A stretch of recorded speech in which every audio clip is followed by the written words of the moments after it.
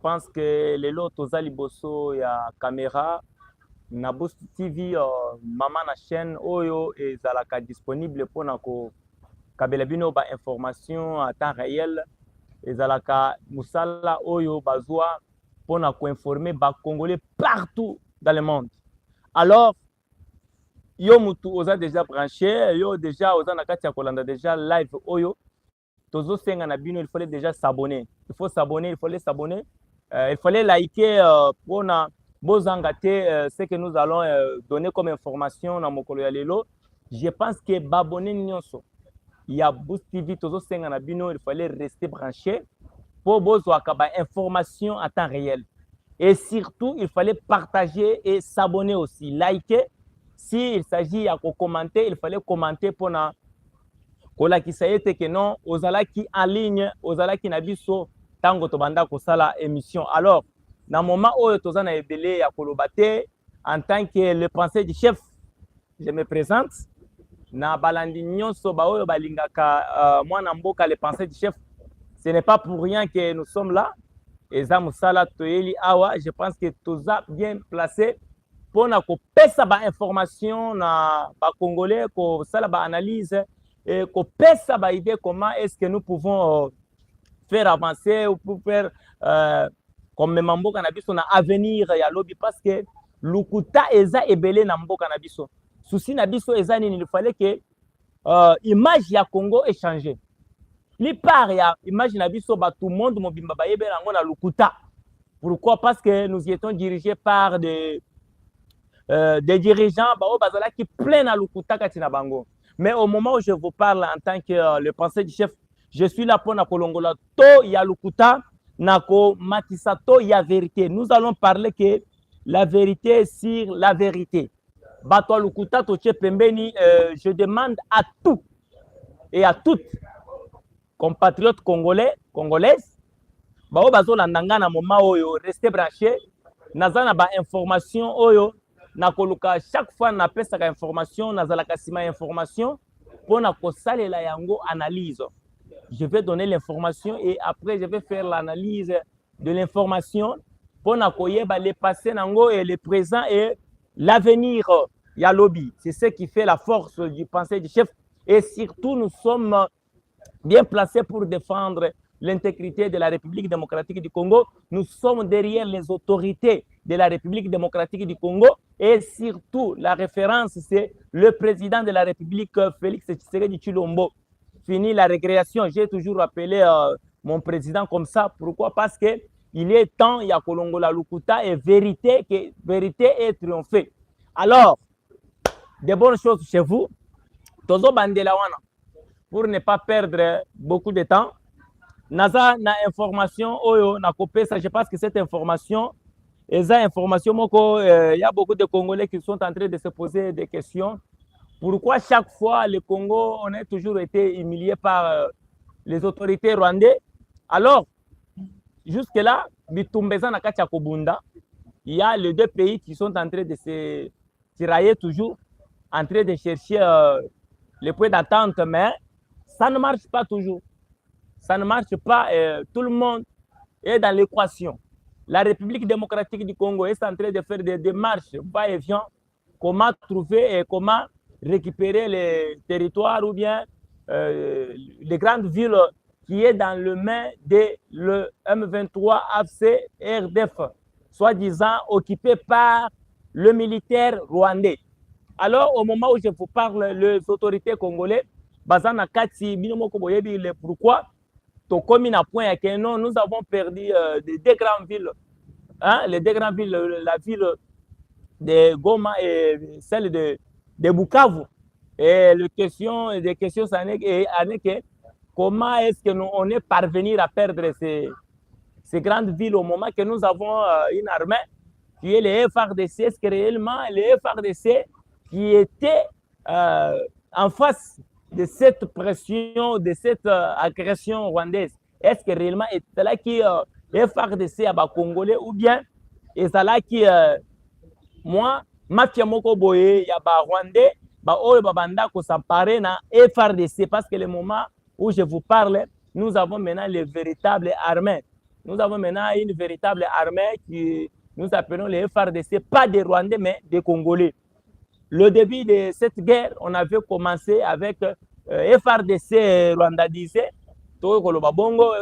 FARDC dominé par les Rwandais. Et au moment où je vous parle, le président de la République avait pris le temps de nettoyer, de faire d'abord mettre fin à mixage, brassage, auto qui n'a armé moyen pour s'en sortir les alakité. Alors, on a moni net naza boye naza na maman information. Information na tango na kopesa yango eza information moko ba congolais bazana kacha ko poser autant de questions pourquoi.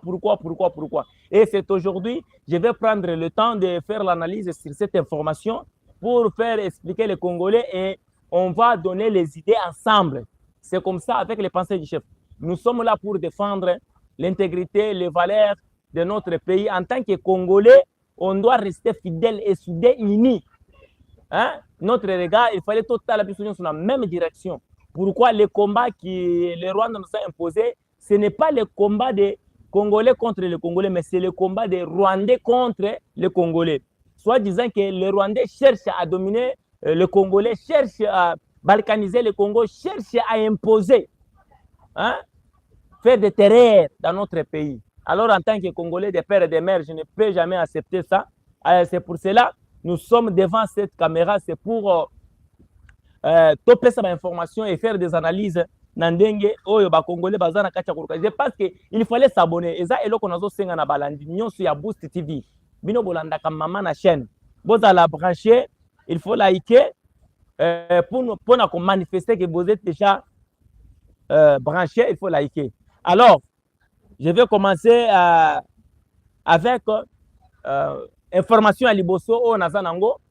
Boyo kanga parce que information na kosali lango analyse parce que ça na débat ba congolais belé ba benginga parce que bazoto na ba question qu'est-ce qui manque à la République démocratique du Congo? Qu'est-ce qui manque au président de la République de déclarer la guerre contre le Rwanda pour éviter d'abord Tolongola Makambuya, M23, AFC et les autres là? Qu'est-ce qui manque? Qu'est-ce qui manque au peuple congolais? Alors, je vais donner cette information et après, je vais faire l'analyse par rapport au passé, le présent et l'avenir. Parce qu'avec cette allure, Nazo n'a qu'à constater que non, dans un mois et demi, ça peut balder partout dans l'Est de la République parce que Nazo mona allure ya guerre. Alors, écoutez, la décision ou bien bas propos, il y a ministre rwandais, il y a affaires étrangères par rapport à ce qui concerne, il fallait qu'on libère un rapport à Goma, selon demande du président de la République pour une aide humanitaire. Je pense que cette situation est comme maintenant compliquée, parce que les Rwandais basimbi yango bien. Comme maintenant compliqué, pour expliquer pourquoi basimbi Goma balobi bakolachete pourquoi. Donc, il y a un propos, et des informations, des propos auto qui ministre des Affaires étrangères et bimi na monokonaye. Tango zo bima na monokonaye, c'est-à-dire c'est le gouvernement mobimba, il y a ba Rwandais oyo ba pesi ya mitindo po aya koyebisa monde mobimba ke balakisi bango po ba ekolakisa position na bango par rapport ya bitumba ya est. Maintenant biso ba congolais pe tokota la côté na biso soki bango balobi bongo. Maintenant biso position na biso eza nini? Je pense que vous êtes déjà branchés. Boyoka information. RDC Rwanda. Ouverture de rapport de Goma, Olivier Ndoungire prend position. C'est-à-dire que c'est presque le gouvernement rwandais qui prend la position pour na makambo ya kofongola en rapport ya nini ya Goma. Yoka ba propos ya ministre wana alobi croire qu'on va ouvrir un rapport sans impliquer les autorités qui détiennent cet rapport. C'est un non-sens. Alingalo banini, kofongola, c'est-à-dire qu'on rêve pour na koya ko libérer, ou bien kolongola loboko ya ba Rwandais na rapport ya Goma. Sinon bango soki baza contacté te ou bien impliqué na makambo yango te, bo bengisi bango pona koyebisa bango bien bo sololi na bango pona ko zala d'accord et ça soit disant bo sali eloko te parce que bango nde baza na Goma na maboko. par là na koyebisa ba congolais ba oyo bazo poser ba propos oyo ce sont des rwandais ba propos eza ba rwandais nde bato baza na kati ya koloba et eza ministre des affaires étrangères aza na kati ya kosala mosala ya nini ya mpunda parce que ekosimba te parce que les autorités ba oyo basimbi Goma hein, ce ne sont pas des Congolais, ce sont des Rwandais. Et quand toza na kati ya observer les Rwandais directement tozomona le président Paul Kagame na armée na ye na gouvernement c'est bango nde bavandeli Goma balobi bien pour que makambo wana esalema bafongola rapport ya Goma esengeli selon langage ya ministre affaires étrangères ezosenga ke gouvernement congolais le président Félix il fallait amikitisa devant le président rwandais bakende kosenga c'est-à-dire que bakoki kosala yango par force pe bakende kosenga et ba respecter ba condition oyo Paul Kagame akopose pona kofongola yango na moment oyo biso nyonso bakongolais toyebi ke position ya Paul Kagame aza na kati ya kobunda comment balkaniser la RDC souci na ye eza qu'il fallait bazwa Masisi bazwa Mirangongo bazwa Ruchuru mabele nyonso wana batashi yango na nini na Rwanda et de souci na bango il fallait ba partager bazwa contrôle ya sécurité ya RDC ezala na maboko na bango 4 coins nyonso ya République démocratique du Congo ezala nani surveillé par le service ya nini ya Rwanda de 2 et de 3 esengeli ba onyo sotozo benga ba membre ya M23 baya na armée na ba titre na bango soki oza colonel kuna okoya na FRDC comme colonel lokola nanga civil oto zalaki na kuna komi soki nani na armée kuna soki ayewa c'est-à-dire il faut à maintenir nini titre na yewana.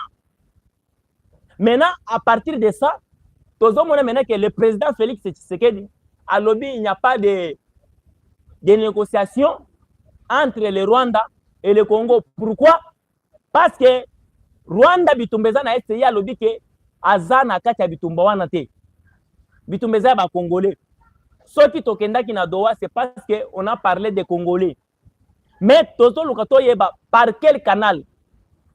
Par quel canal gouvernement rwandais bakoya kokota pona kosala intervention na koloba baza déterminé ya koseka ba démarche nyonso ba Congolais baza na kati ya kosela. Ye yango na lugira tuna ba Congolais. Boyo kanga bien. Pays sérieux.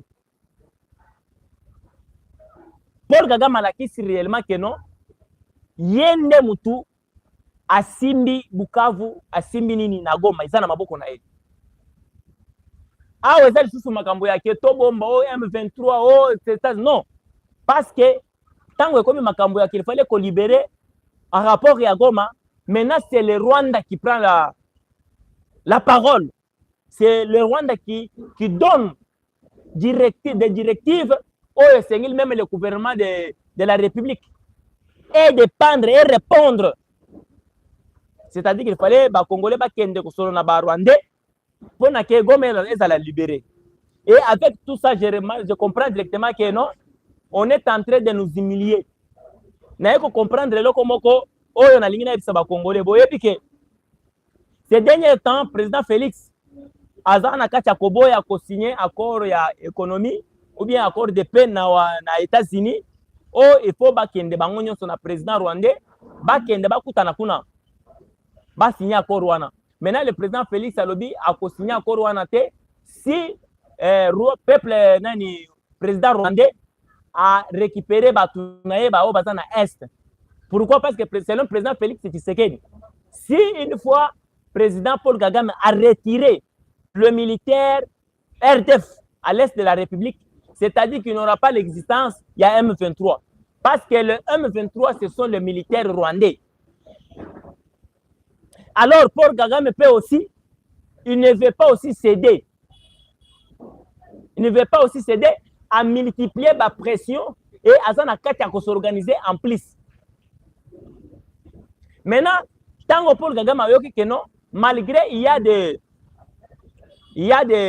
tiraillements pour un accord, pour signer un accord, il y a Washington, Paul Kagame a comprendre que non, alors c'est le temps maintenant de saisir ou bien de confisquer maintenant le rapport de Goma saisi maintenant le Bukavu et Goma pour que non tout maintenant pression sur le gouvernement congolais pourvu que makambo nyonso basalaki na Doha ekende na mai oyo nyonso eza na kati ya koleka na États-Unis ekende na mai pourvu que le président Félix na gouvernement na ye baya korépondre face à face à Paul Kagame pourvu que basigner ba accord direct Rwanda Congo sans nani médiation.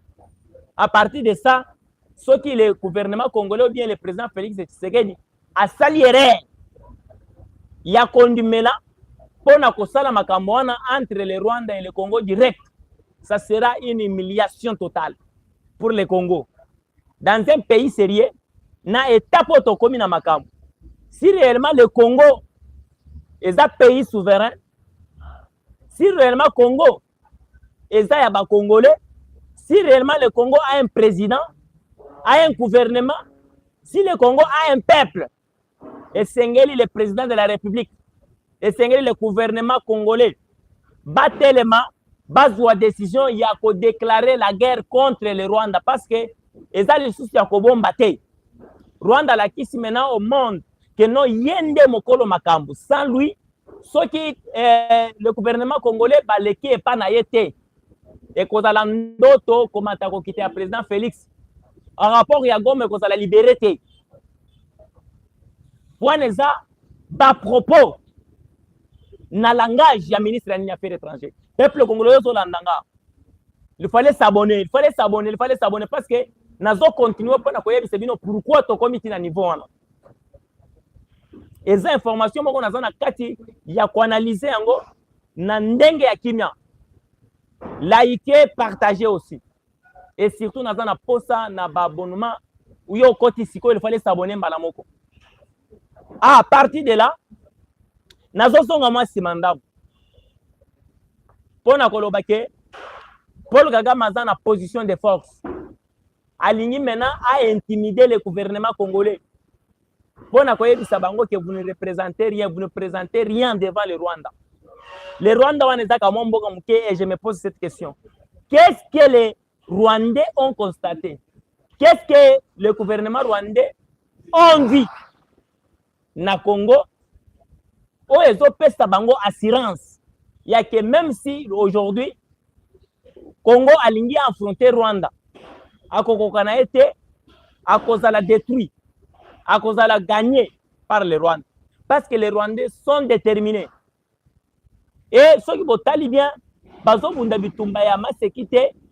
Au moment où je vous parle, Paul Kagame azana kati ya ko renforcer ba système na ye, parce que alingi a même président Félix Tshisekedi a commissaire a commissaire misala nyonso asali ba démarche ya va et nyonso e comme inutile. Ya koloba ata soki o mati la solution ya est de la République ezo dépendre na nini na Paul Kagame na Rwanda. Ça devient maintenant sérieux. Ça devient sérieux peuple congolais. Ça devient sérieux peuple congolais. Et nazo sala un pas en arrière pour na koyebi sabino. Dernièrement tomonaki président Félix Tshisekedi Tshilombo akendaki na Belgique. À partir de la Belgique, toyoki discours ya mokonzi ya mboka lobi apesi loboko na ye na président Kagame pona koloba ete esengeli basala nini bayokana bavanda basala dialogue basolola poke ezake le président Félix et Paul Kagame les deux présidents wana nde bakoki kosala nini kosilisa makambo eza na est de la République wana ezalaki makambo oyo président Félix abanda koloba. En même temps, asengaki na président Kagame keno apesika mot d'ordre na batunaye ba M23 parce que selon Félix Tshisekedi M23 eza affaire ya ba Rwandais, ce sont des militaires rwandais les RDF. Ceux qui balati si yango M23 eza koki vide na kombo ya banini ya ba Rwandais ya ba Congolais bazawa na te. Alors asengaki Paul Kagame keno il fallait à revenir a bengi sabatunaye basani balo wana après aya bavanda na mesa basolo la po baluka kimia entre les deux pays. Président Félix Tshisekedi qui wana te eloko yo epesa nga kanda na jusque là nazo ki tanya ko défendre ngo mais lelo na yo ko comprendre ba propos ya ministre ya affaires étrangères congolais na yo ki ba propos ya ministre ya affaires étrangères congolais na Angola na expliquer makambo pour que non ba biso ba congolais to kanana to komi wapi. Qu'est-ce qui se passe dans notre pays? Au juste, Tozana Kobanga, on n'est pas prêt. Qu'est-ce qui se passe? Qu'est-ce qui manque au gouvernement congolais? Est-ce que nous manquons les militaires? Nous manquons les munitions, nous manquons l'argent pour financer la guerre. Qu'est-ce qui manque au gouvernement congolais pour laisser le pays humilié par les criminels de Paul Kagame? Président Félix avait ajouté encore en Belgique, à lobby, je demande aussi à la communauté internationale d'apaiser à ce qui concerne quoi? Les sanctions. On peut d'abord arrêter avec les sanctions. On ne peut pas continuer à sanctionner les autorités rwandaises. Il fallait d'abord stopper afin que le président Paul Kagame empêche sa mot d'ordre entre moi et mon voisin. On va s'asseoir, on va chercher comment à parler, à causer, comment trouver la paix. Alors, on est avec le président Félix Tshisekedi. Maintenant, par rapport à ma propos, on a outi koyoka.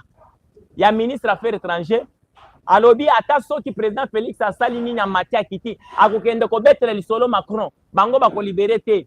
Ata so ki akei ko benga Trump, a bengi ba américain. C'est-à-dire que tel ko moko te ko bouger te.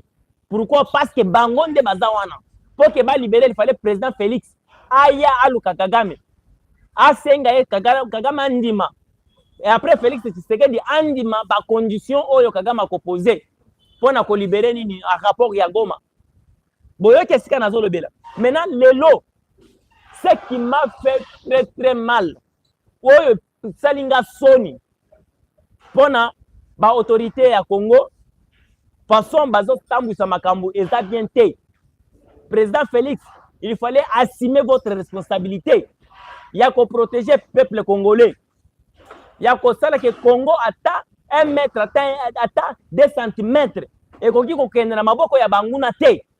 il faut assumer votre responsabilité. Vous êtes les garants de la nation. Il faut prendre vos responsabilités et défendre ça.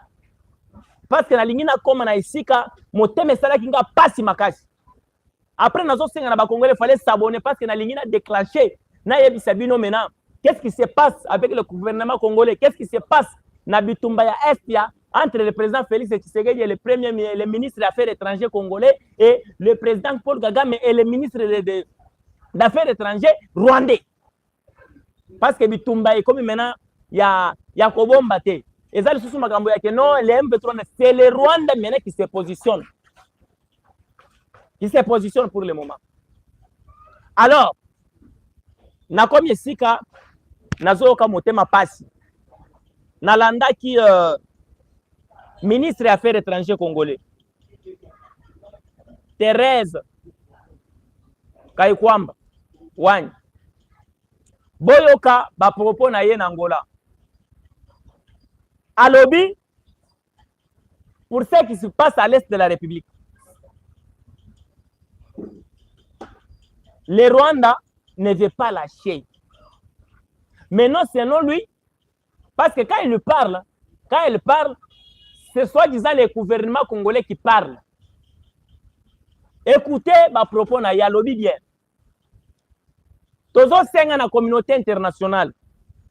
Va accélérer. Va renforcer. Va sanctionner na bango contre Paul Kagame. C'est-à-dire bazo ba mesure nyonso pourvu que basala semblate bazo wa rigueur. Ya ko frapper nini ba sanction ya makasi na gouvernement rwandais mokonzi na bango na ni Paul Kagame. Et maintenant je me pose cette question. Lobby na Belgique, président Félix Tshisekedi a senga qui communauté internationale d'apaiser, de stopper d'abord avec les sanctions contre les Rwandais, avec les autorités. Maintenant, aujourd'hui, c'est le ministre des Affaires étrangères, Azana Katia Kolela, na communauté internationale, pour la Koloba ete, et Sengeli, pour renforcer les sanctions contre le Rwanda, parce que le Rwanda ne respecte à taille comme côté. Mais, gouvernement congolais, je pense bien que, parce que le président Félix Aloba qui bien que nayebaki marquer dialogue nazo sala Kagame akondima te aza muto amesana bitumba boyebaki eloko wana. Pourquoi le président Félix Tshisekedi akenda koposer kosenga na communauté internationale d'apaiser avec les sanctions contre le Rwanda, avec les autorités rwandaises, au moment où il y a bien que malgré toutes ces démarches, Kagame a concédé. Au moins que même la communauté internationale, va considérer le gouvernement congolais, va moins que non, va sans position. Depuis qu'on a commencé cette guerre, Kagame garde toujours sa position. Est-ce que vous voyez combien de fois le gouvernement congolais a changé ma position, tout ça pour chercher la paix. Mais, oyebi balobaka, ceux qui m'ont signé comme makasi, omeka kokata ngona mino zokata te. Basala gani? Bazoka mbeli obandi kokata na mbeli. Paul Kagame reste Paul Kagame dans sa position. Oui, alingi kaka gouvernement congolais bazonga na raison na ye ya kosala accord ya Paul Kagame a faire signer le gouvernement congolais ba accord ya bakatela mabele. Azana na contrôle sur le Congo. Maintenant lelo Paul Kagame azoloba muto azate o yakoya kumikosa o azofungola ni na rapport ya Goma et kozala mama na rêve. C'est-à-dire que qu'est-ce qui donne l'audace? Qu'est-ce qui donne la force à Paul Kagame de rester déterminé à ce niveau-là? De rester déterminé à ce niveau-là. Qu'est-ce que Kagame a constaté dans notre armée, dans notre pays, que ata soki basali nini arme nini Paul Kagame akozala nango oyo akoki ko vandisa Congo kimia. Il faut faire attention. Ceux qui ont moni mutu chaque jour andimaka yo te, c'est-à-dire ayebi faiblesse na yo, ayebi esika nini akoki kozuela yo. Kagame malgré ba démarche, tout ce que le président fait, avec Kagame ça ne lui dit rien.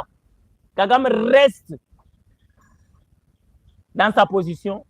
Yakoloba, il fallait que le gouvernement congolais, le président congolais, azonga na makolo na pas signé na accord pour que y a tenir kaka singa na Congo.